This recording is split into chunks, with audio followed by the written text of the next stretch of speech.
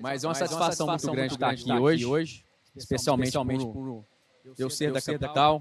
Palestrei no Minas Solar durante 9 meses. A gente visitou vários estados de Minas Gerais e a gente vê aqui um monte de gente que participou desses eventos. Interessante que vocês estão realmente procurando informação. Agradecer a organização do evento, o convite. E é um desafio muito grande depois de 2 palestrantes de Minas Gerais, que a Bárbara também é de Minas, é mineira. Falar sobre temas que realmente são problemas que a gente enfrenta na geração distribuída. Eu vou falar um pouco sobre inversão de potência e também sobre atraso de obra, mas com uma conotação talvez um pouco diferente do que foi falado aqui anteriormente. Então, eu sou o Thiago Bal, alguns já me conhecem. Eu sou advogado há 18 anos, sendo que 15 anos dedicados à geração de energia renovável.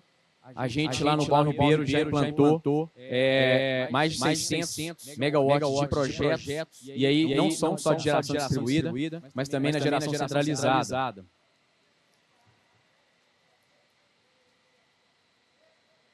O nosso trabalho lá no Balneário, ele é focado em energias renováveis. E eu sei que muitos aqui trabalham com energia solar, né? Mas a gente também trabalha com a parte de geração eólica. A geração hidráulica é o nosso berço. A gente começou na geração hidráulica como cofundadores da Ômega Energia Renovável. Tem aqui gente que trabalhou comigo lá.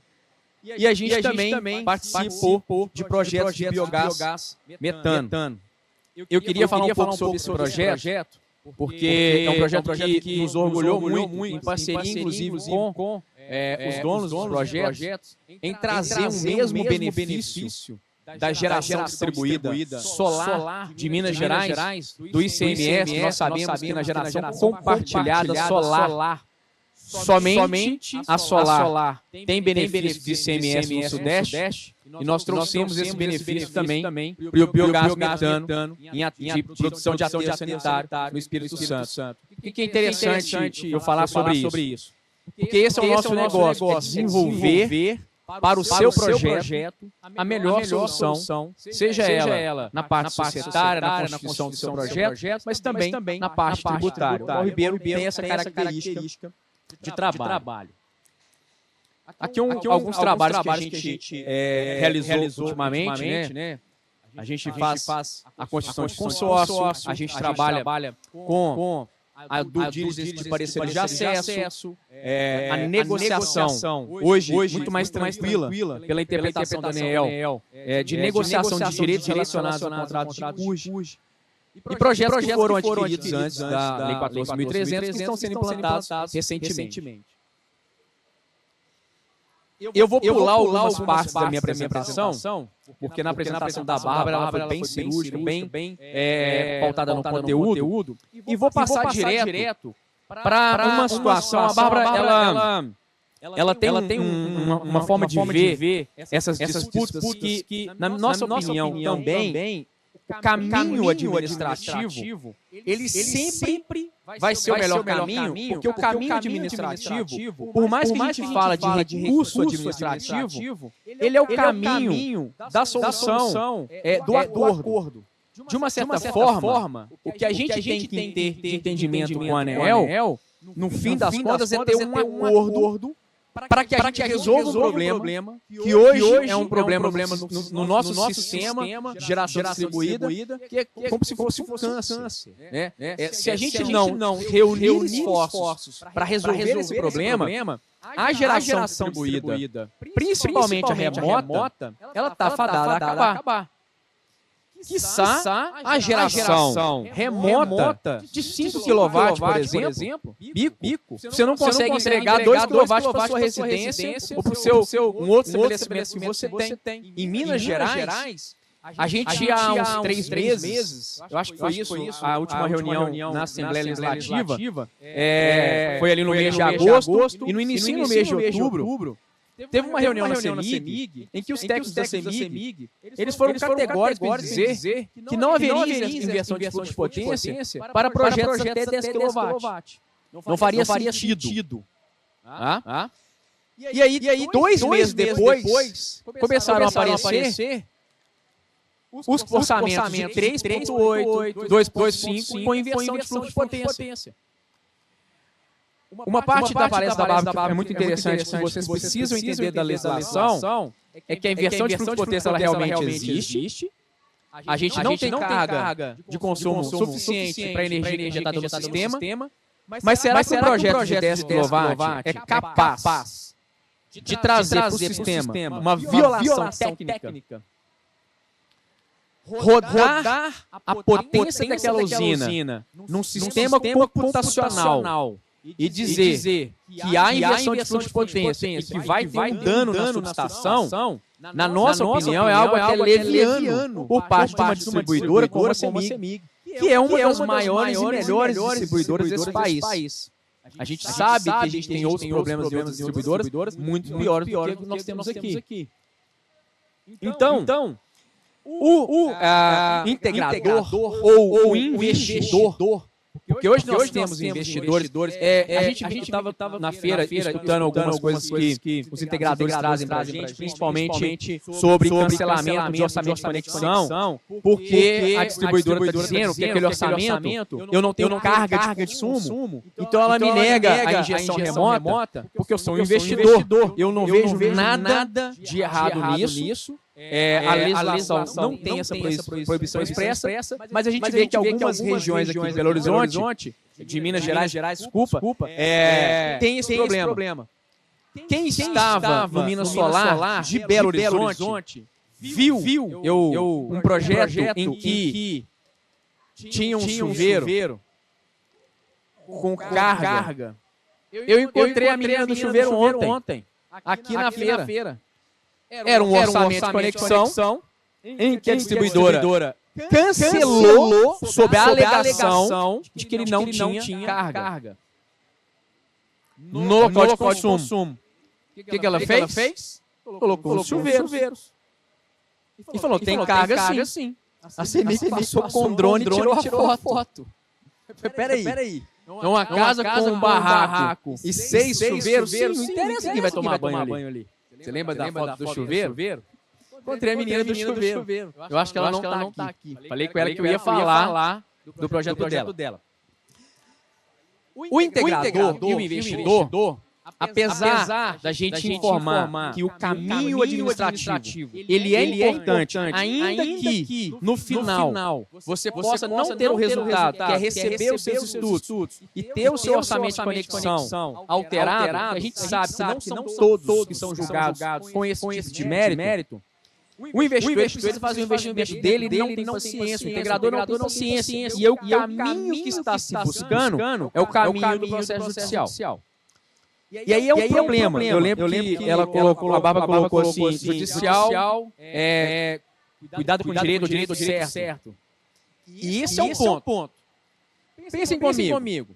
Eu entro com uma ação judicial e peço uma liminar para que a CEMIG cumpra a norma. O que diz a norma? Apresente os estudos. Traga para mim os estudos.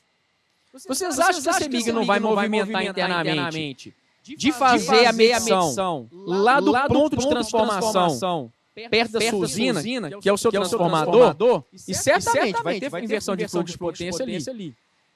Mas não sei se vai causar dano ao sistema, ou se a sua injeção é o problema do sistema. Mas ela pode entregar sim um estudo. E o juiz entender que aquele estudo está correto, um perito entender que o estudo está correto, todo um custo envolvido que provavelmente não vai valer a pena para o cliente. E aí começaram a aparecer no Brasil inteiro algumas ações judiciais bem diferentes desse contexto, que é o que eu vou trazer para vocês aqui. Todo mundo sabe o que é inversão. A curva do pato, né? É a famosa curva do pato da CEMIG. Porque todos os orçamentos de conexão é aquela mesma curva. Eu trouxe aqui para vocês a parte da fundamentação de uma sentença judicial, de uma liminar que foi concedida para quem entrou com uma ação para exigir a conexão da usina. E ela é muito interessante Porque na minha visão, é um outro olhar que deve ser dado a um outro artigo da 14.300. Então, olha que interessante, o juiz, eu vou traduzindo algumas coisas aqui, no caso, né, os agravantes são os recorrentes, o juiz da primeira instância não deu liminar e teve que recorrer ao tribunal. E lá no tribunal, os desembargadores entenderam o seguinte, olha, o recorrente pretende instalar uma usina de microgeração. E ele esbarrou no problema da inversão do fluxo. Uma vez que os agravantes não se opõem às conclusões dos estudos, olha que interessante, esse consumidor, ele não recorreu do orçamento de conexão. Ele aceitou o orçamento de conexão. Tudo bem, a minha usina vai causar o problema no sistema. A minha usina gera injeção de fluxo de potência. Então, apesar deles aceitarem, resta saber a quem compete o ônus financeiro de custear a obra de conexão. É o que a Bárbara falou. Antes da Lei 14.300, o custo era da distribuidora. O princípio da participação financeira orienta as normas referentes às obras de conexão, conforme o artigo 8º. Eu não gosto de ler a apresentação, não. Mas como é uma decisão judicial, faz-se necessário. Olha o artigo 8º, que legal. Ele fala que o cálculo da participação financeira, ele é para o micro e para o mini gerador. Quando a gente vai no parágrafo 6º, eu vou fazer só um parêntese. Vocês lembram da discussão lá na votação da ANEEL sobre a aprovação da 2059, em que a gente teve um embate sobre a cobrança de demanda de microgeração? E o tema foi o seguinte: o caput do artigo que trata desse assunto, o caput é o primeiro artigo, é a base da lei. Ele fala que a mini geração paga demanda. E aí tinha um parágrafo lá que falava que a microgeração também pagaria demanda se para injetar ou para consumir. E aí a Procuradoria da ANEEL, que são os advogados, vamos dizer assim, da ANEEL, falou, olha, quando eu tenho um parágrafo, ele é a exceção da regra. Se a regra fala que é só a mini que paga demanda quando injeta energia, e o parágrafo fala que a micro também tem que pagar, essa é a exceção. E a gente teve que aceitar. E aí, quando a gente está voltando aqui para o artigo 8º, ele está dizendo que a participação financeira da concessionária tem que ser também do consumidor, caso na proporcionalidade ele tenha que pagar alguma coisa. Mas quando eu vou para o parágrafo 6º, e aí o juiz vem, os desembargadores bem disseram, os parágrafos subsequentes do dispositivo legal discriminam de forma mais detalhada, ou seja, a exceção, a responsabilidade por determinado serviço. E aqui ele vale o seguinte, que os custos de eventuais melhorias e reforço do sistema cabem à distribuidora quando se trata de microgeração. Ora, se tem inversão de fluxo de potência, se tem um custo para resolver o problema, o custo na micro não é meu. Da leitura do dispositivo, infere-se a princípio, entende-se que compete exclusivamente à agravada que é equatorial. Exclusivamente o ônus de suportar a conexão que visa reforçar o sistema de distribuição. Porque eu já vi muita ação judicial com pedido liminar para cumprir a norma. Apresente os estudos. Vai apresentar, gente. E eu não sei quanto que custa um perito para isso aqui, não. Mas menos de 5 mil não é. Só que não é uma vez que você vai pagar o cara. Então, no final das contas, o bolo não fica barato. E aí, no final, você vai perder a ação. Ontem eu escutei uma pessoa falando, contratei um advogado e ele esqueceu de colocar o valor da causa. O advogado esquece o valor da causa. Ele não quis colocar. Perdeu uma ação de uma usina de 75. Então tem que tomar cuidado da técnica em que você contrata. Você pode chegar lá e ver que o currículo da pessoa não é a especialidade de energia. E aí vamos para o final. O que o juiz falou? Os desembargadores, ele deu a decisão de cautelar provisória, concedo a tutela, para determinar que a gravada realize a conexão da usina, que a equatorial conecte imediatamente à usina. Olha, é uma medida cautelar. Ela pode cair, como várias já caíram. Mas é uma ótica que precisa ser analisada. Porque há um precedente, que é o precedente da demanda para a microgeração, da interpretação de que o parágrafo cria exceção. E aqui nós temos uma exceção que precisa, sim, ser explorada. Porque os artigos 104, 105 e 106 da Resolução 1000, eles não podem, porque são os artigos que tratam do custo de obra, de quem é esse custo de obra. Eles não criam, não podem criar direito novo, não podem modificar o que uma lei está dizendo. O que é melhoria do sistema? O que é reforço no sistema? Nós precisamos entender isso. Se para não ter inversão de fluxo, eu tenho que fazer melhorias no sistema e reforçar o sistema, esse custo na microgeração é da distribuidora e essa é uma ação que está tomando muito fôlego no Poder Judiciário. Só que vem essa aqui, eu recebo no WhatsApp isso aqui direto. Tiago, meu cliente não quer custear os honorários do advogado para recorrer da decisão de inversão, não quer entrar com a ação judicial. Como resolver esse problema? Porque se a usina é sua, o investimento é seu, você pode até colocar seu dinheiro ali para você ter um projeto mais para o futuro. Mas se o cliente não quiser, o que nós vamos fazer? Nem todo mundo quer. A gente não tem, porque os integradores, nos seus contratos, não são obrigados a custear o advogado para o recurso. E aí que está o problema. A gente vê muito recurso mal feito, porque não tem a preparação jurídica para fazer o que, por exemplo, a Bárbara trouxe aqui no início, com bastante detalhe. Ainda que você tire foto e tente colocar um recurso, é a mesma coisa que eu tentar fazer um projeto de diagrama unifilar. Vai dar errado. Vai dar errado. A gente tem que entender que cada um tem que ficar no seu quadrado. Não estou falando que tem que contratar, não, gente. Porque tem a Bárbara, tem o Thanos. Você tem escolhas. Só toma cuidado. Não contrata um advogado de família para fazer o recurso da ANEEL. Porque o que eu vi nessa decisão foi um advogado de família que fez o recurso, não fez a ação e não colocou o valor da causa. Ainda recorreu ao tribunal, vai tomar uma multa do tribunal. Tá. Aí eu vou trazer uma segunda parte da minha palestra, tem alguns minutos. Esse processo todo que a Bárbara passou, ele vai demorar. Se abrir uma audiência pública para uma interpretação diferente, nós vamos colocar em 8 meses, 9 meses. O que eu vou fazer até lá?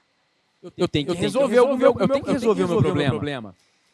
Eu quero trazer para você que a experiência de outro país, de um estado da Califórnia, nos Estados Unidos, que a inversão de fluxo de potência ela começou a engatinhar lá em 2012, e ela tomou muito corpo em 2014. A Califórnia não tem um sistema de geração distribuído igual ao nosso. É parecido, mas não é igual ao nosso. Mas a inversão de fluxo de potência é um problema do sistema elétrico em qualquer lugar. E esse problema aconteceu lá. E quando se fala da América, não se brinca. Lá as coisas têm que ser resolvidas de imediato. Eu vejo um pouco a experiência da América. Eu estive no Vale do Silício durante 15 dias no ano passado e vivenciei essa situação com alguns empresários do setor e investidores. A inversão de fluxo de potência em 2007, ela chegou nesse absurdo aqui, ó. Muito maior que a nossa curva. A nossa curva está muito parecida com a curva de 2016. E lá houve uma virada. Essa aqui é a evolução da curva nos anos. O que acontece? Hoje eu tenho uma curva, inclusive, de 22 e 23, em que a cabeça do pato está um pouquinho mais alta, vira até parecendo um dinossauro. Porque há uma injeção de energia em abundância no período noturno, após as 19 horas. Quem acompanhou esses últimos dias de excesso de calor, dessa onda de calor, nós tivemos pico meio-dia, 14 horas, 16 e 19. Como que se resolve isso? Armazenamento e dimensionamento de sistemas mais utilizados.